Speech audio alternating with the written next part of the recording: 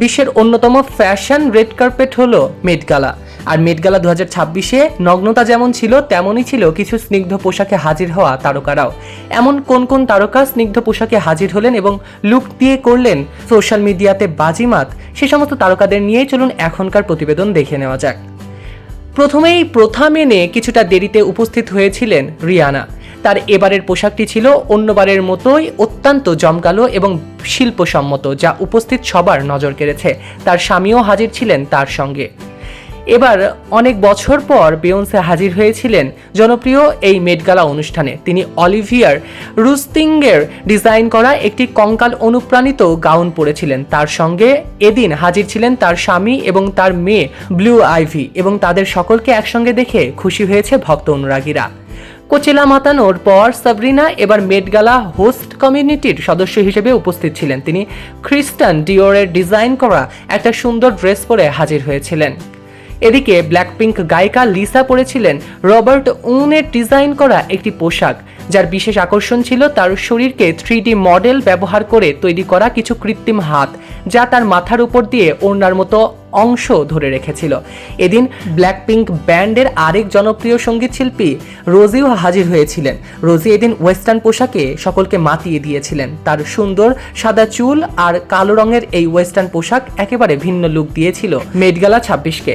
Saint লরেন্টের muse হিসেবে Hayley এবার সোনালী রঙের মেটালিক বডিস এবং উজ্জ্বল নীল স্কার্ট পরে হাজির ছিলেন। তিনি চেয়েছিলেন তার পোশাকে ভাস্কর্য এবং রঙের একটি সুন্দর মিশ্রণ থাকুক, আর তাতেই একেবারে অসাধারণ লাগছিল হেইলি বেবারকে। এবারের মেট গালায় সবচেয়ে সুন্দর পোশাক বোধহয় পরেছিলেন অ্যানে হ্যাথওয়ে।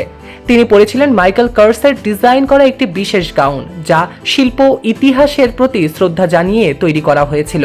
গাউনটির পেছনে ছিল গ্রিক শান্তির দেবী আইরিনের হাতে আঁকা একটি প্রতিকৃতি, যাতে অসাধারণ লাগছিল এই অভিনেত্রীকে। ফ্যাশন সেন্সে একটু অদ্ভুত হলেও ভালোই এগিয়েছে সারা পালসন। তিনি একটি ধূসর টুলের গাউনের সঙ্গে চোখের একটি ডলার নোট ধরে রেখেছিলেন। তার এই ভিন্নধর্মী লুকে কৌতূহল সৃষ্টি করেছিল সকলকে। মেট গালা হবে আর কার্ডাশিয়ান জেনার পরিবারের সদস্যরা থাকবে না, তা তো হতেই পারে না। এই অনুষ্ঠানে কেন্ডেল জেনার পরে এসেছিলেন জ্যাক পোজেনের ডিজাইন করা একটি ভিন্নধর্মী পোশাক, যা উইংড ভিক্টরি অফ সামোথ্রেস নামক বিখ্যাত গ্রিক মূর্তি দ্বারা অনুপ্রাণিত হয়েছিল। এই পোশাকে ভালোই লাগছিল কেন্ডেল জেনারকে। মেট গালার এবারের আসরে তাক লাগিয়েছিলেন কাইলি জেনারও।